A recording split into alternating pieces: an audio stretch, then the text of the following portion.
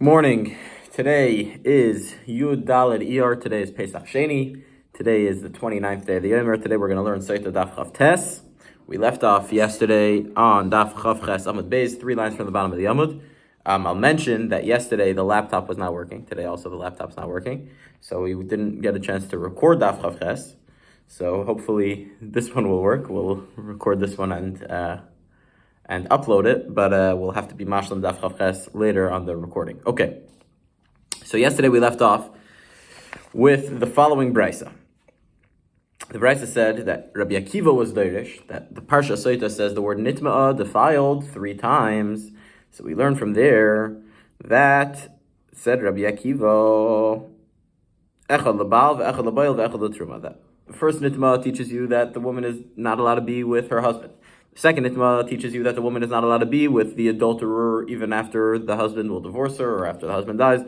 And the third nitma is there to teach you that she's not allowed to eat truma, which means that if she married a kohen and she becomes a Sotah, she can't eat truma anymore. And even if she is the daughter of a kohen and her husband will divorce her and she doesn't have any children, where in a regular case she would be able to eat truma, but if she's still a Sotah, if she still didn't drink the waters, if her husband died, then she's never going to be allowed to eat truma. She will not be allowed to eat truma. That was Rabbi Akiva's 3 nitmas.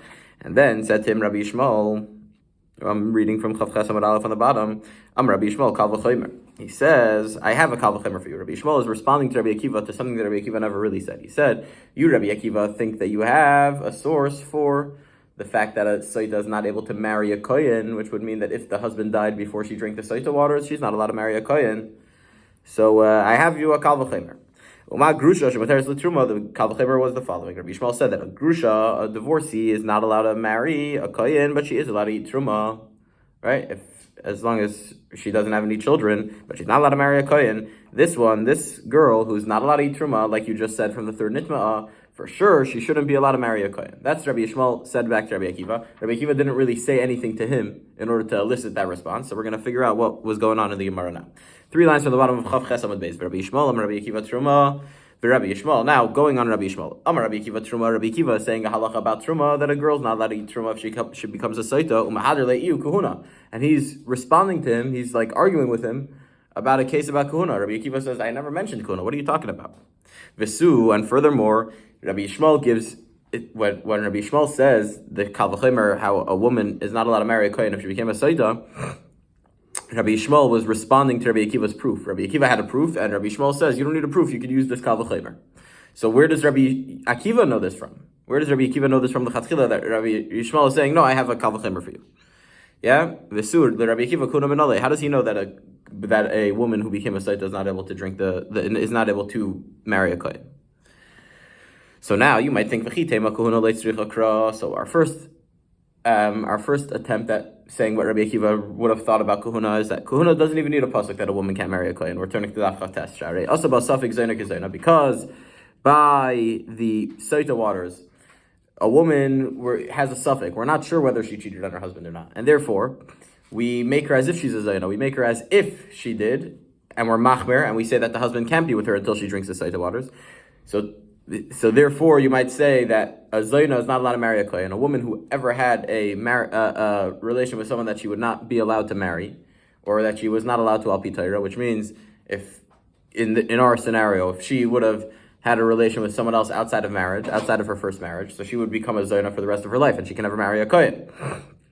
So therefore, you might say that since by Sotah we make it a suffix, we can treat it as if it's for sure. So over here too, we could treat the suffix zayna, because we don't know actually, because there's no edim, so we treat her as if she's a zayna and she's not allowed to marry a kohen. However, the Gemara says that wouldn't work, because if you're going to give me that logic, then truma nami leiti ba'ikra. Then even truma would not need a pasuk to tell me that the woman's not allowed to eat truma from the third nitma that Rabbi Akiva brought. Why? Because zayna is not allowed to eat truma either. The same problem with kohuna. So Ella the Rabbi Akiva arba kraiksivi. So rather we have to say that according to Rabbi Akiva, this is going to work beautiful with what we learned yesterday, that according to Rabbi Akiva, you really have 4 psukim. Why? Because in the Parsha Sotah, the Torah says the word nitma 3 times. It says nitma, nitma, v'nitma. What did we learn from Rabbi Akiva yesterday, guys? We learned yesterday that Rabbi Akiva is doirish vavin. We learned yesterday that Rabbi Akiva takes into account an extra vav in the Torah. So the first two times is just nitma, so you learn boil and bal. And the vin nitma, you can learn two things. You learn both truma and kahuna, beautiful. Chad lebal, v'chad leboil, v'chad lekahuna, v'chad letruma. You have these four limudim really from Rabbi Akiva. And Rabbi Akiva uses that extra vav to teach you that a woman who became a Sotah is not able to marry a kohen. And then Rabbi Yishmael answers back to him this Kal V'chomer. Why? Because why can't Rabbi Yishmael learn these four psukim? Because Rabbi Yishmael tlasa kreig sivi. Rabbi Yishmael is not derish vavin, exactly like we learned yesterday on Daf Chav Ches. Rabbi Yishmael does not hold that you could learn something out of a vav, an extra vav. Yes, you look inside, and therefore he only has three words: nitma, nitma, v'nitma.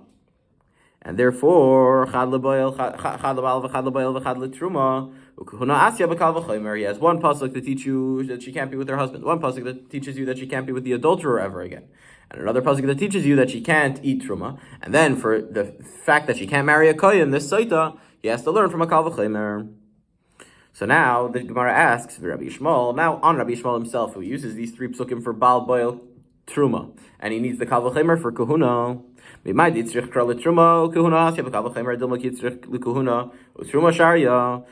are you telling me that the woman from the pasuk is not allowed to eat truma, and then you bring a kal v'chomer that she also can't marry a kohen? Why don't you say that the pasuk is telling you that she can't marry a kohen, and then you have truma left on the side, and taka Sotah would be allowed to eat truma? Why are you telling me that the pasuk is telling you truma dafka? Why can't you say that the pasuk is telling you that she can't marry a kohen?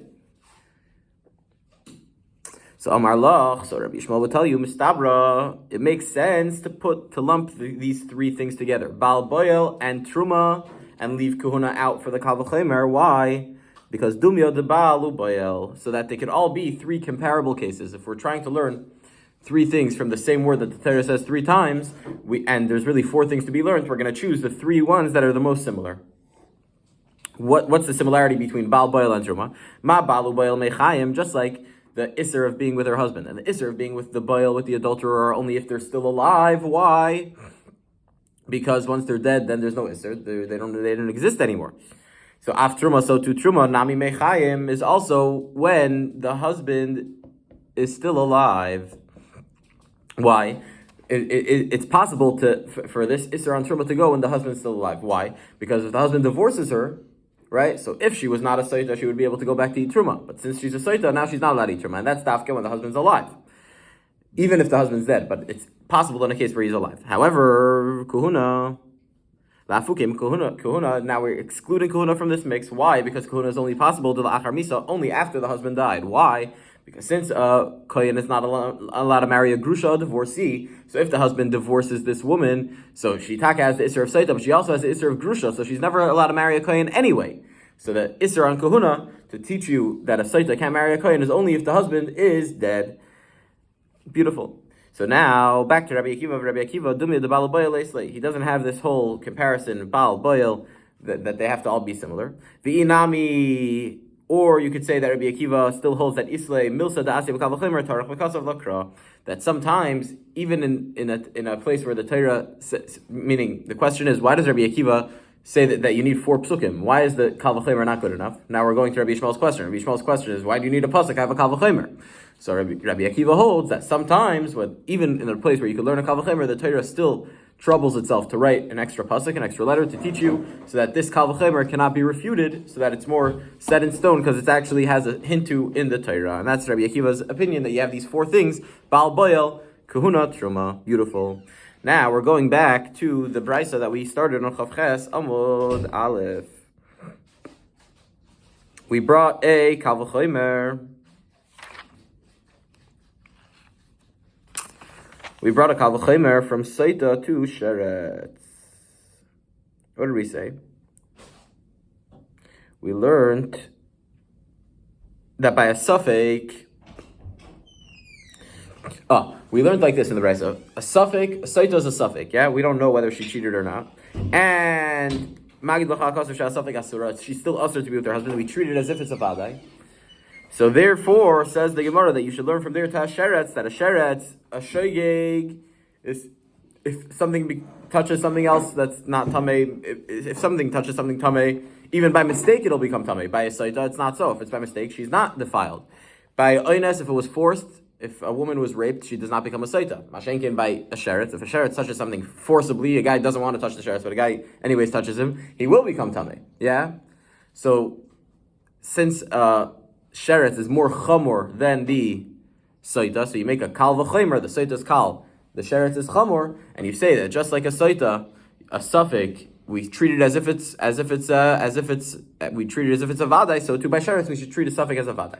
But then the Gemara said that you have to have some qualifications. In order for you to say that a suffix of tuma is going to be tamei, just like a Sotah, that a suffix tuma is tmeya, you need to have similar cases. Just like by a Sotah, we said that it's in Rishus HaYachid, that it's private, it's only two people, or it's not more than two people, so too by tuma, if there's any scenario where you have a suffix tuma, you're not sure whether this thing became tamei. If there was more than two people present, so it's going to be tar, sveikei tar. It's only if it's two people, similar to Sotah, then we'll treat a suffix like a vadai. Another thing we said, that if it has to be davar sheyesh by dasli shoel. When it comes to Sotah, there's davar sheyesh by dasli shoel. One of the people is a smart person. You're able to ask him a question. He's able to answer questions. He has a brain. He has halachically he has das.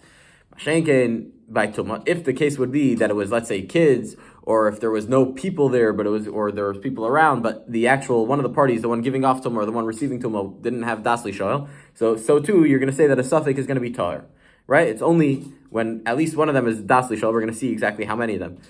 When one of them, let's just say, has dasli shoel, then you're going to say that suffix tuma is going to be tamei. Okay, beautiful. So now, Amar Rav Gidl Amar Rav. Rav Gidl said in the name of Rav that davar sheish by dasli shoel ve'em by dasli shoel. The whole qualification we learned from Sotah that by a Sotah the woman and the man are competent people. You're able to ask them questions. They have das. We're in the middle of Chav Tes Amud Aleph. We're near Taisvis Chad L'Truma. Next to that line, a few lines under that, the beginning of that Taisvis. Could you stop that, please? So we had from Sotah we said that just like they are dasli shoel, they're smart people, so therefore by sheretz you're going to have dasli shoel. Rav Gidl Amar Rav is going to bring us a pasuk that teaches you this difference whether it has dasli shoel or not. Another proof where in a suffix tuma it has to have dasli shoel. Let's see. Yeah, so mehakra nafka, it comes from this pasuk in Parshas Tzav where it says like this. It's talking about kachim v'habasar asher yiga b'chol tamei lo yachel. If meat will touch anything that's tamei, if the meat of the carbon is going to touch anything that's tamei, you're not allowed to eat it. So what does that mean? If it touches anything that's tamei, that's only vadai tamei hu d'lo yachel. It's only if it for sure touched something tamei. Hasafik tamei v'safik tar yachel. Right? If you don't know whether it became tamei or not, the Torah only says if it for sure became tamei, you're not allowed to eat it. So what if I have a doubt? So mashma from the beginning of the pasuk, if I have a doubt, it's okay. Yeah, it's beautiful. It's Torah. However, but then the end of the pasuk says v'habasar kol tar yechal basar. Who's allowed to eat meat? Anyone who is tahor. That means anyone who's for sure tahor, which means that a suffix tahor is not going to be allowed to. Vadai tahor hu yechal basar. Hu yechal basar. Ha suffix tamei v'suffix tahor lo yechal. If someone's a suffix, whether he's tahor or not, so he's not allowed to eat meat. So now we have a stira in the pasuk about a suffix. The beginning of the pasuk is mashma that a suffix is tahor. The end of the pasuk is mashma that a suffix is tamei. So what do we do? So Rav says, beautiful. It's two different cases. The beginning of the pasuk where it says that a suffix is tahor, that's only talking about the meat itself. If the meat touches something tamei, right, which means that a suffix is going to be tahor, because it's only if it for sure touched something tamei. And meat is something that doesn't have a brain. Meat is something that's aimed by dasli shoel. However, the end of the pasuk is talking about the person. V'habasar called tahor yochal basar. Anyone who's pure can eat the basar. That's talking about the person himself. A person does have dasli shoel, and therefore, in the case of dasli shoel, in the case of a person who is competent, a suffix tuma is going to be tamei. So there, Rav has a beautiful proof that when it's davar sheyesh by dasli shoel, something that has competence, a suffix is going to be treated as tamei, and by something that's aimed by dasli shoel, we're going to be lenient and we're going to say that a suffix is tahor. Okay, and then the Gemara points out that it wouldn't be enough if we just had the raya that about davar sheish beidas shel or not from Sotah that we learned on Chav Ches Amud Beis, and it also would not be enough if we just had this thing that we just said from Rav by itself, because they're each teaching us something unique.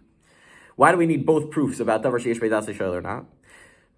Because the imid Rav, if we would have just learned this pasuk about the basar, about the meat that we just learned a second ago, and there we're going to learn that davar sheish beidas shoel suffix is going to be tamei, and davar shein beidas shoel suffix tahor.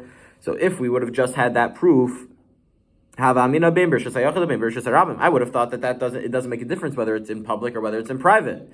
In whether it's public or private, the only qualification that matters to make a suffix to tell us what the suffix tuma is if it's das lishal or not. If it's das lishal, then we were going to say it's tamei, even if it's in rishus harabim. If it's ein by das lishal, we're going to say it's tar, even in rishus hayachid. But we know that from Sotah we just learned that in rishus hayachid, if it's das lishal. First of all, in Rishus Harabim, it's always going to be tar, whether it's das lishal or not. And in Rishus Hayachid, if it's das lishal, it's going to be tamei, and if it's ein by das lishal, it's going to be tar. Yeah, so we needed the Sotah pasuk, the Sotah proof to teach us also that the Rishus Hayachid, Rishus Harabim part of this equation. And then it's Sotah, and I needed also the Sotah one. So therefore I needed Sotah. And if I would have just had Sotah, I would have thought that when do we say that Yesh by Das Lishol? When do we say that Yesh by Das Lishol is Tameh? Is only if both the imparter of Tumah and the recipient of Tumah are people. Meaning, in the case of Sotah, it's a man and a woman. They're both people that have Das. So both parties of the Tumah are both smart. Right? If, let's say, the case would have been that we don't know if a guy touched the loaf of bread and this guy was tamei, we would say that you can't learn that from Sotah. You would say from Sotah that that's safek tar. Why? Because they don't have das lishol. You need to have both of them das lishol, both the giver of tumah and the recipient of tumah. So it teaches us this pasuk about v'habasar, that even if only one of them is the one that has das lishol, whether it's the imparter of tumah or the recipient of tumah, it's still considered das lishol, and therefore in a case where if it's in Rishus HaYachid and there's one of them has das lishol, it will be tamei. Beautiful. Okay, now the Gemara moves on. The Gemara is going to quote from the Mishnah. We're by the two dots on the bottom of Chavtes Amud Aleph.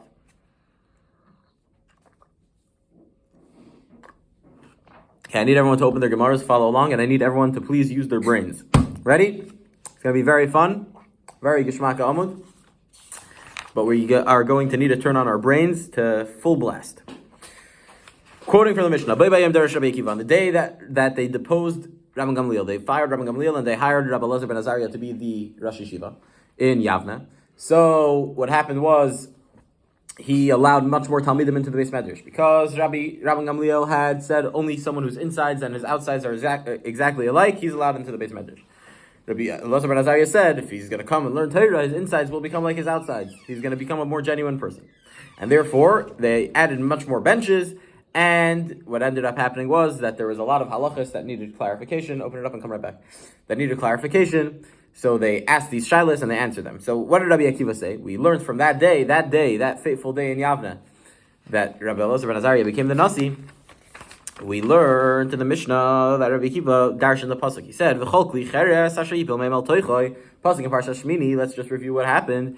He said that if you have a kli cheres, an earthenware vessel, anything that's a keli, we're going to have to remember some of the things we learned in Pesachim about Tumah Seichlin. So you have anything that's a keli could become tamei. Absolutely. A keli could become a rishon. A keli could become a rishon. Meaning something that's tamei and avat tumah, a source of tumah is able to touch a keli and that keli is going to become tamei. A kli cheres is more strict because a kli cheres, it's strict and it's lenient. If you touch the kli cheres from the outside with something tamei, the kli cheres is not going to become tamei. What's a kli cheres? A kli cheres is an earthenware vessel, something that's made out of dirt. So if you touch it from the outside, it's not going to become tamei. However, if something goes into its ear space, that's how it becomes tamei. If something goes into the ear space of the kli cheres, that's how the kli cheres becomes tamei. Remember that? The case of the pasuk was the following. Let's say you have an oven that's a kli cheres, an earthenware oven, and you have a sheretz that's dangling into the oven. So a sheretz enters the ear space of the oven. So the pasuk said, "Kol asher b'soicha yitma." Anything that's inside the oven is going to become tamei. Anything that's inside the oven means even chulin, right? So if you have a bread of chulin inside the oven, it's going to become tamei. How does it become tamei? How exactly is this bread becoming tamei, guys? Pay attention, because the sheretz goes into the oven. So the oven becomes what? The sheretz is an avatuma. The sheretz is one of the 8 shratzim, the 8 creepy crawlies that the Torah talks about. And when they die, they impart tumah on the level of an av. So what happens when the sheretz goes into the ear space of the oven? What does the oven become? Yasi? Tamei. In what level? A rishon. Very good. So the oven becomes a rishon. So now anything that's inside the oven, bread is touching the oven, becomes a sheni. Beautiful. So so on the simple level of the pasuk is teaching you the halacha that something could become a sheni b'chlal. It's teaching you that anything inside the oven is going to become tamei. Why? Because the oven became tamei as a rishon. So anything inside becomes tamei as a sheni. But now Rabbi Akiva thought for a second. He said the pasuk doesn't say tamei. Anything inside of it is tamei. He said yitma. Anything inside of the oven will become tamei. Yitma can also be read yitame, will make other things tamei. So that could be a rishon also? So it's not that not that it's a rishon, but that the sheni can impart tumah to something else. So Rabbi Akiva said, "Givaldik, I have a raya that we learned only by truma. That truma could become a shlishi. Remember, we learned this in Pesachim. But Rabbi Akiva is saying that even chulin can become a shlishi. Why? The sheretz goes into the oven becomes a rishon. The bread is touching the oven, the bread becomes a sheni. And comes the Torah to tell you that bread now, if that's going to touch other bread, that's chulin. The chulin is going to become a shlishi. So Rabbi Akiva found a proof in the Torah that chulin could be a shlishi. L'poil, we're going to refute this on Daf Lamed. We don't accept this opinion of Rabbi Akiva as the halacha. We're going to say that only truma can become a shlishi. But for now, let's just leave it simple. Rabbi Akiva found a pasuk that chulin can become a shlishi. Then said the Mishnah, Rabbi Yeshua got all excited and he said, "Who can lift the dust off the eyes of Rabbi Yochanan ben Zakkai? Who could wake him up for Tchias HaMesim right now?" Why? Because Rabbi Yochanan ben Zakkai had found a kal v'chomer to make truma into a shlishi, which is the halacha that truma can become a shlishi. But he found the kal v'chomer that truma can become a shlishi, which we're going to learn today what that kal v'chomer was, and he was scared that a future generation is going to come and refute his kal v'chomer, because since the kal v'chomer is only logical, so you're able to refute it with other logic. So he was scared that future generations are going to come refute his kal v'chomer and make truma not be able to be a shlishi. They're going to say that truma cannot become a shlishi. And then says Rabbi Yeshua to Rabbi Yochanan ben Zakkai, who had already passed away by then, "You would be so excited to be here because Rabbi Akiva found a proof that even chulin could become a shlishi. And if chulin could become a shlishi, for sure truma could become a shlishi." Yeah, that's what the Mishnah said. So now... It doesn't make sense, because you knew truma could become a shlishi to begin with. How? From what? From the sheni. How did you know that truma could become a shlishi? Who said? Okay, the proof is going to be Rabbi Yochanan ben Zakkai's kal v'chomer that we're going to learn in a second. This is all going back to the source. Pesachim was not written yet at this time. Hello, Yaakov Shimon. Guys, stop talking. Okay, let's go. I want you to open your Gemara. Chavtes Amud Aleph towards the bottom. Okay. So we had this whole back and forth. Rabbi Akiva learned that even chulin could become a shlishi. Yasi Barash, don't talk. Yasi, quiet. We learned that even chulin can become a shlishi from Rabbi Akiva's pasuk, and Rabbi Yeshua said you should have been Rabbi Yochanan ben Zakkai because your kal v'chomer you were scared was going to get refuted, and now we have a pasuk. So now me'achar de'ein loy, says the Gemara, Rabbi Yochanan ben Zakkai did not have a pasuk to teach you that truma could become a shlishi. So lama tamei, how taka did he learn that truma could become a shlishi? So Amar Rav Yilda Marav. Now we're going to learn Rabbi Yochanan ben Zakkai's kal v'chomer and what we could have answered to his kal v'chomer. What the refutation to his kal v'chomer was, so that we needed Rabbi Akiva's pasuk so badly. Amar Rav Yilda Marav, says Rabbi Yilda in the name of Rav, min ha-Torah ein loy. Take, Rabbi Yochanan ben Zakkai did not have a proof in the Torah that truma could become a shlishi. However, midin kal v'chomer yesh loy. He did have a kal v'chomer. What was his kal v'chomer? Umat tvul yoim shemuter b'chulin. A tvul yoim is allowed to eat chulin, and chulin will not be tamei if a tvul yoim eats it. What's a tvul yoim? A tvul yoim means someone that went to mikvah today. There's a lot of cases of tumah in the Torah, where the din is going to be that he needs to go to mikvah during the day. This is in Parshas Emor talks about this. However, he's not fully tar yet. He still needs to wait till the sun goes down, till Tzeisak Echavim, and then he's fully tar and he can eat truma. Meaning, right after he goes to mikvah, he's not able to eat truma yet, but he is able. But he's not tameh anymore. Meaning, he has a very low level of tumah. He has a level of tumah that's even lower than a sheni. Why? Because the tvul yom is mutter b'chulin, he's able to eat chulin. The chulin, if he touches chulin, it's not going to become tamei. Why? Chulin can't become lower than a sheni. So if he touches a chulin, he's at least on the level of a sheni. So are you coming back? At least on the level of a sheni, and therefore the chulin is not going to become tamei also. Then we add that a tvul yom is even allowed to eat meiser sheni. Meiser sheni, guys, is what? Meiser sheni is from the 10% of the crops that you harvest, and in year 1, 2, 4, and 5 of Shemitah, you need to bring the Meiser Sheni to Yerushalayim and eat in Yerushalayim. Meiser Sheni you can't eat if you're tamei, and a Tvul Yom is allowed to eat Meiser Sheni. Meiser Sheni cannot be eaten by someone who's a Sheni. If someone touched a Sheretz, so he's a Rishon, and then he touches someone else, that guy's a Sheni. That Sheni is not allowed to eat Meiser Sheni. Yeah. However, what's it called? However, a tvul yom really is lower than a sheni because he is allowed to eat meiser sheni. So a tvul yom is allowed to eat meiser sheni. However, placeable with truma, if he would touch truma, that truma would become tamei as a shlishi. That's the halacha. Tvul yom is not allowed to eat truma. These are psukim in the Torah. These are Pashup Psukim in the Torah that teach us that a Tvul Yoim is allowed to eat Meiser Sheni, but he's not allowed to eat Truma. So very simple. If a Tvul Yoim is lower than a Sheni and he's not allowed to eat Truma, but he is allowed to eat Meiser Sheni, so Kikar Sheni Shepasal B'chulin Ein Aydin Sheyaseh Shlishi B'Truma. A kikar, a piece of bread which is itself a sheni, which is higher than a tvul yom. Why? Because a tvul yom is lower than a sheni. How do I know that a tvul yom is lower than a sheni, guys? Use your brains. How do I know that a tvul yom is lower than a sheni? Because he's allowed to eat meiser sheni. If he was a sheni, he wouldn't be allowed to eat meiser sheni. So now a kikar sheni, a piece of bread which it itself is a sheni, this piece of bread in the oven right now that the sheretz went into, that kikar is a sheni, so it's higher level of tumah than a tvul yom. And if we said that a tvul yom is not allowed to eat tumah because the tumah is going to become tameh, so for sure a kikar sheni, this sheni is not, this bread that's a sheni is not allowed to touch truma, because then that truma is going to become a shlishi.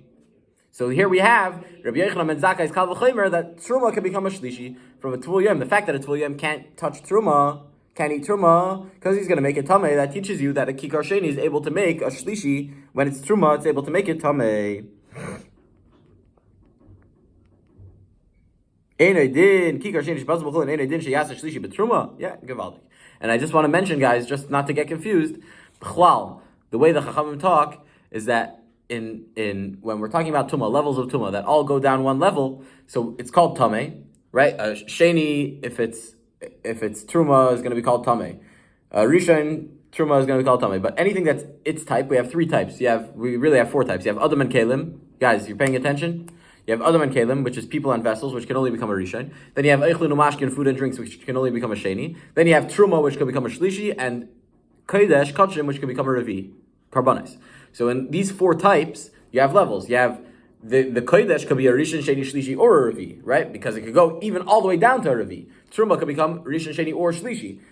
Eichlin Umashkin, food and drinks could become a Rishon or a Sheni. Adam and Kalim can only become a Rishon. Right? So the way the Chachamim talk is that in the levels, the middle level, so let's take Truma for example. By Truma, they will only call the Truma Tameh if it's Tameh and it's able to impart Truma, which means that if it's the level of a Rishon, Truma is Tameh, and it can impart Truma more to its own level, which is Truma. If it touches more Truma, that Truma will also become Tameh. So that's called Tameh. However, the last level, the lowest level of it, in its level, is going to be called Pasal. Which means that once Truma becomes a Shlishi, if that touches other Truma, it's not going to make it Tameh, because it's a Shlishi. It can't go lower than a Shlishi. If it touches Kachim, the Kachim will become a Revi. But if it's in its own type, if it's staying in its own category, Truma to Truma, once it reaches Shlishi, it's called Pasal. Same thing with Kachim. Kachim is going to be called Pasal once it becomes a Revi. Yeah, that's just the way that the Chachamim talk. So we're gonna jump into some of that soon. Okay, could you stop doing that, please, Yossi? So now, that was Rabbi Yochanan's Kal V'chomer from a Tvul Yoim. If a Tvul Yoim is lower than a Sheni, and he could make Truma into a Shlishi, for sure, a Kikar Sheni, which is actually a Sheni, it's higher than a Tvul Yoim, can make Truma into a Shlishi. So now, Ikal Mifrach says the Gemara, that's a very bad Kal V'chomer. Why? Because we can refute this Kal V'chomer very easily. Ma'al Tvul Yoim shekein avatuma. You can't say a Kal V'chomer from Tvul Yoim, which is Kal, which is a lower level of Tumah, to this Sheni, this Kikar Sheni, this bread, which is itself a Sheni, which is a higher level of Tumah. Why? Because really, the Tvul Yoim is higher, it's more Chomor, and that's why it makes Truma into Shlishi. Why? Because the Tvul Yoim himself was an Avatuma. The Tvul Yoim is coming from being a source of Tumah himself. He was Tati Tumah. If a man is a Zav, or if a man becomes a Mitzayra, yeah? So in those cases, at the end of however many days they have to count 7 days to be pure, whatever, and then they go to mikvah, then they're a Tvul Yoim. But this guy himself was an Avatuma a few minutes ago before he went to mikvah. So he himself was an Avatuma, so maybe because he was an Avatuma, he has the power to make Truma into a Shlishi. Mashenkein, this Kikar Sheni, this piece of bread, which is never able to become an Avatuma. Bread is not possible for it to become an Avatuma. Therefore, maybe the bread is not able to make Truma into a Shlishi. Okay, beautiful. So now we just refuted Rabbi Yochanan's Kal V'chomer. It's not a Kal V'chomer, it's Chomer V'chomer. Because the Tvul Yoim also has a Chumrah that the Tvul Yoim is only able to make this Kikar Shlishi in Tameh because he himself was an Avatuma.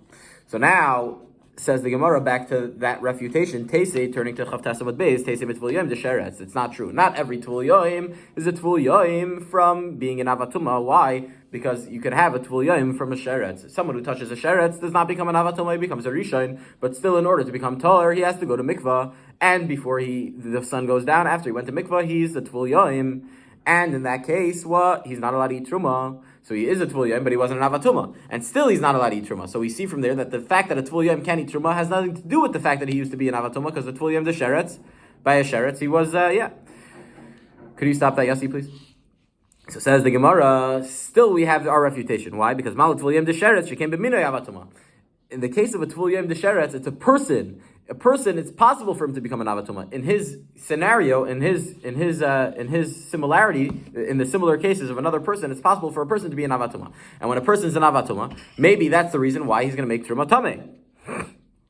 Yeah, and so we still have this refutation to the Kal V'chomer from the fact that this Tvul Yom is a greater level, maybe, even though physically he's lower than a Sheni because he didn't Meiser Sheni, but since he came from a higher level of Tumah, it's possible for him to have come from a higher level of Tumah. So therefore he can make, what's it called, Tameh? He can make the Truma Tameh.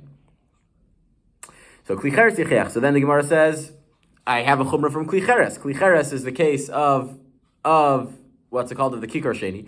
A Kli Cheres, Malik Kli Cheres came a Tameh Ma'avira. Kli Cheres is also more Chamor.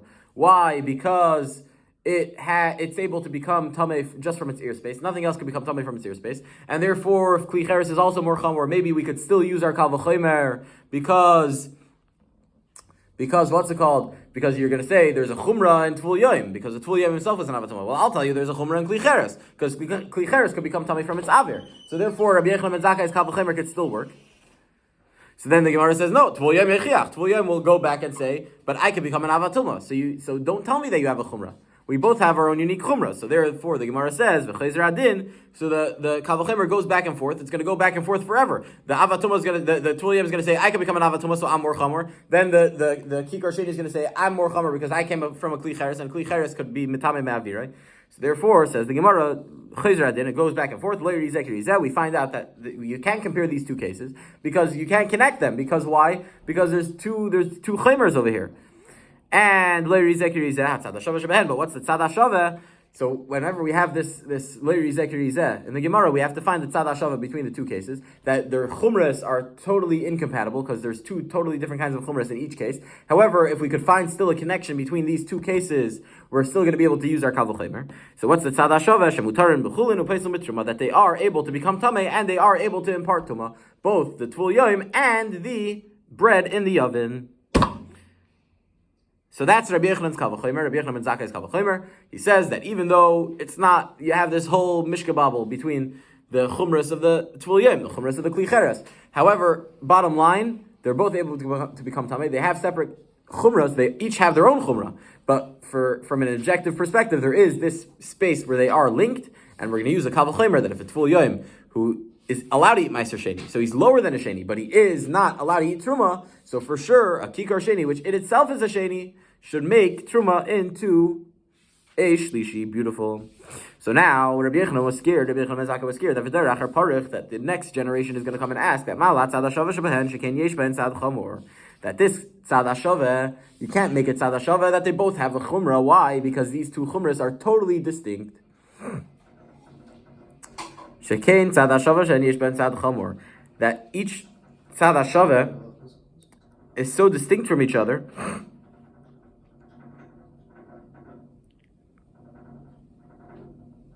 Yeah, that a Tvul Yom was himself an avatuma.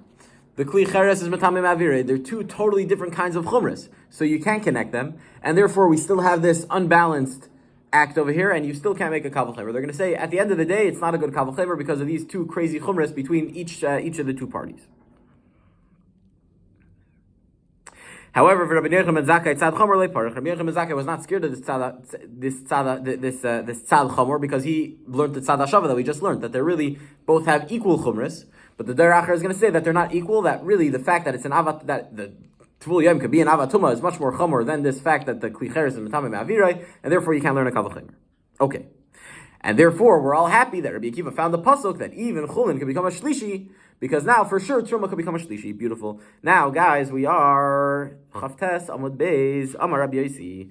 Now we're gonna bring a brisa Tosefta from Chagiga. It says like this: Amar Rabbi Yosi, said Rabbi Yosi, Minayin l'Revi b'Kodesh shapasul. It's not directly linked, but the connection is with this Tosefta is that he's gonna learn a Kal V'chomer to teach you that Revi. That kachim could become a revi, that karbanis could become a revi, which we know, but we know from this Kal V'chomer that he's about to bring, and he's gonna use a similar method that Rabbi. The only thing that could become a revi. Exactly, he's gonna learn. How do you know that? He's gonna learn the source for that, And he's going to use a similar method, a similar kal v'chomer that Rabbi Yochanan ben Zakkai used to teach you that truma could become a shlishi.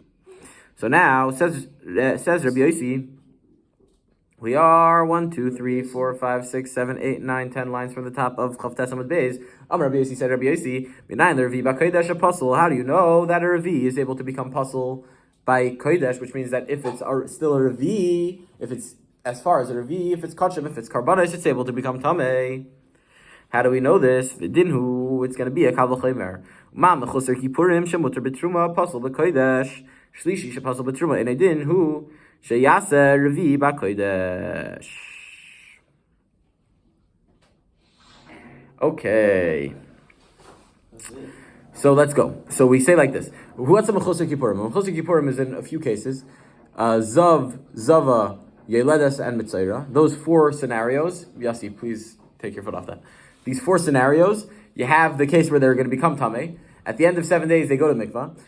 After they go to mikvah, they're going to be tahor to eat meiser sheni. However, they're called a tvul yom. Remember, we learned about this a second ago. However, they're still not allowed to eat truma until herav shemesh, until the sun goes down. However, there's these 4 cases, zav, zava, yeledes, mitzayra, the tumah that comes out of their own bodies. In those 4 cases, they're also, even after the sun goes down, they're still called a mechusar kippurim, which means that they're allowed to eat truma after the sun goes down, on the day that they went to mikvah. However, they're not allowed to eat karbanos until they bring their own karbanos. The zav, zava, yeledes, mitzayra have karbanos that they need to bring. All different places in the Torah discuss these karbanos that the zav, zava, yeledes, mitzayra need to bring. Specifically, Parshas Tazria, Parshas Mitzayra.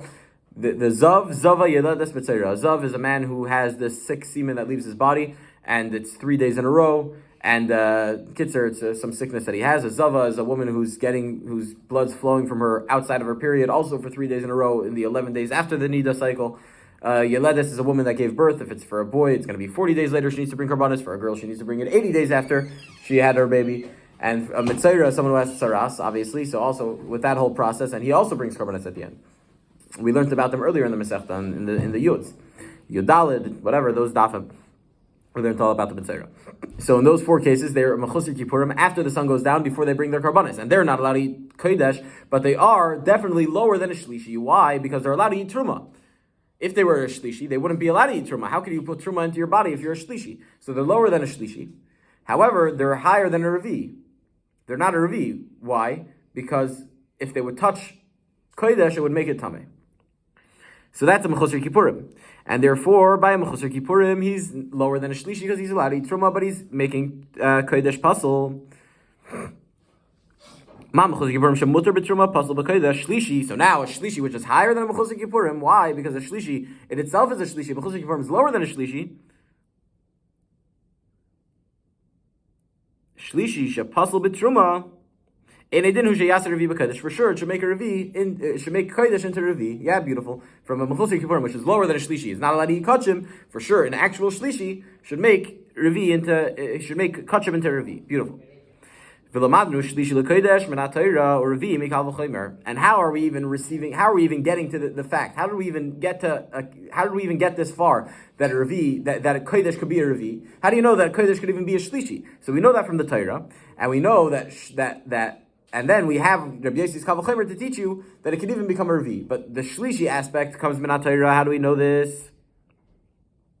Shlishi l'kodesh minat Torah menola. And how do we know? It says in the pasuk, the same pasuk we quoted on Amud Aleph, pasuk in Parshas Tzav d'chsiv ve'abasar asher yiga b'chol tameh. When the meat will touch anything that's tameh, lo yeyochel, it's not allowed to be eaten.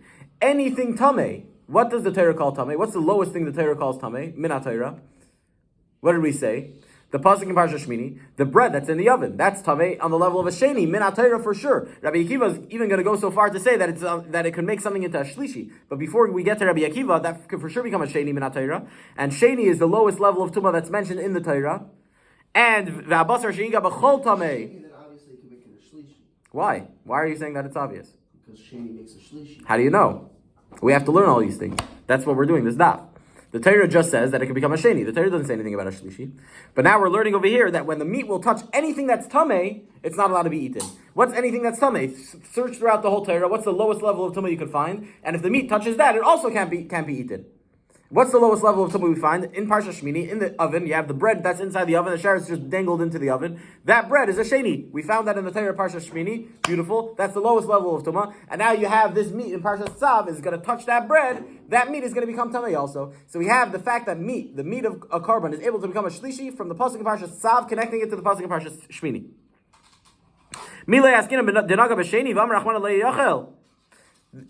Obviously, the Torah is saying that anything that's tamei, even the lowest level of tamei that we find in the Torah, which is a sheni so far, right before we get to all these kal v'chomers on Amud Aleph, and if the meat touches that, it's going to become tamei, and it's going to become the level of shlishi.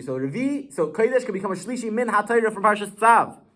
And then Revi mikal v'chomer kedamaran. And now, just like Rabbi Yossi said that Revi, that kodesh could become a shlishi for sure min ha-Torah. And now, how do I know that it could even become a Revi? I have a kal v'chomer for that. A mechusar kippurim, someone who didn't bring his karbanos yet, is allowed to eat truma, but he's not allowed to eat kachim. So for sure, a shlishi, which in itself is a shlishi, higher than a mechusar kippurim, if it would touch kodesh, it'll become a Revi. Beautiful. So now, Amar Rabbi Yochanan, now the Amar Rabbi Yochanan says, not Rabbi Yochanan, different Rabbi Yochanan says, Tam beribi eni yedea. I don't understand what Rabbi Yossi just said. Rabbi Yossi just gave me a whole kal v'chomer, a whole roller coaster about why kodesh can become a Revi, but he says he's missing a big detail. I don't get why he's saying this. Mahu sharei tshuvasei b'tzidai. I can refute him very easily. What's the refutation? The Tanya, when a tful yom is going to touch food, it's going to prove us that this kal v'chomer is a fali kal v'chomer, a puzzle with truma, because there's a case where someone is going to make truma tamei, but that revi. Sorry, what are we saying? He's saying that there's going to be a tanoim that hold that are of the opinion that if a tvul yom touches truma, so what did we say, guys? We already mentioned this. If a tvul yom touches truma, the truma is going to become tamei. However, that truma can never make a revi can never make kachim into a revi.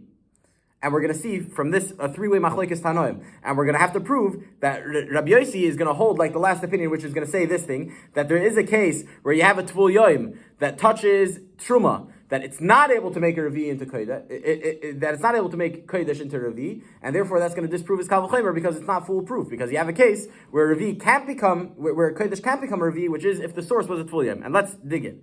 The Tanya, we have a brayso that teaches like this. Abba Shal says tvul yom tchila, a tvul yom tchila l'kodesh, a tvul yom who touches kachim l'tamei shnayim v'lifsal echad. A tvul yom is going to touch kachim. Abba Shal is the most machmer, I know, but if you open your Gemara, you're going to see that we're not finished the Amud yet. Open it up, you're going to see how long we have until we finish, and you'll know when we're going to finish, okay? That's what I said every single day in class. A tvul yom is going to touch kodesh. How many levels do you have left? Rishon, Sheni, Shlishi, Revi, yeah? So he says, a tvul yom touches kodesh l'tamei shnayim v'lifsol echad. This kodesh is now going to go on, and it's going to make two more things tamei, and one more thing pasul. Pasul is also tamei, but it means that it can't make something else tamei, which means that that's the lowest level of tumah possible. So it's l'tamei shnayim, it's going to make a sheni and a shlishi, and lifsol echad, and it can even make a revi. Abishol is the most machmer, who says that even if a tvul yom is the source of it, he makes three more levels of tumah. Sheni, shlishi, revi. Beautiful. Chachamim say that no. Kishem shepaisel echlei truma umashke truma kach paisel echlei kodesh umashke kodesh.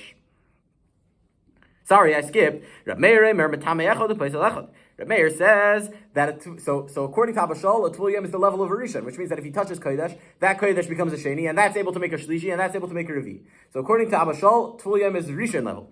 According to Rab Meir says that tvul yom is on the level of a sheni, and therefore metame echad he can make one more level tamei, which means it could become tamei and give off tuma, and then upaisel echad, and one more level after that of kodesh becomes a revi. So tvul yom is the level of a sheni. He touches kodesh, it becomes a shlishi, and that kodesh touches more kodesh, that becomes a revi, and that's it.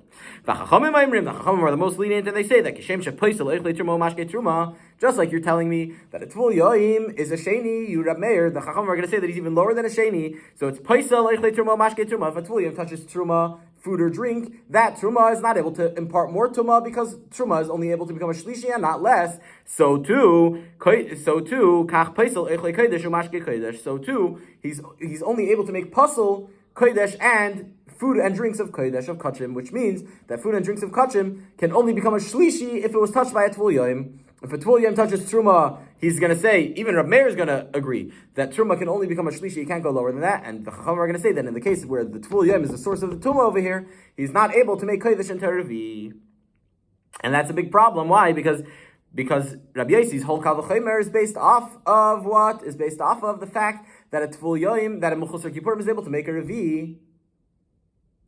But he says Lav Dafka because a Tful Yoim, which a Mechusar Kippurim was a Tful Yoim before, is really not able to make a Revi according to the Chachamim, and we're going to have to prove tomorrow on Daf Lamed why Rabbi Yechanan says that Rabbi Yossi is a bad Kal V'chomer. He's going to have to prove, how do I know that Rabbi Yossi holds like the Chachamim in this case? If he can't prove that, then Rabbi Yossi could say I hold like Rabbi Meir, or I hold like what's it called? Like the first opinion, like Abba Shol, and therefore my Kal V'chomer still stands. But tomorrow we're gonna have to prove that Rabbi Yossi holds like the Chachamim, and therefore he holds that a Tful Yom cannot make a Revi, cannot make Kodesh into Revi, and we're gonna have a big problem for Rabbi Yossi. We're gonna continue tomorrow. We're leaving off by Maskif Lo Rav Papa.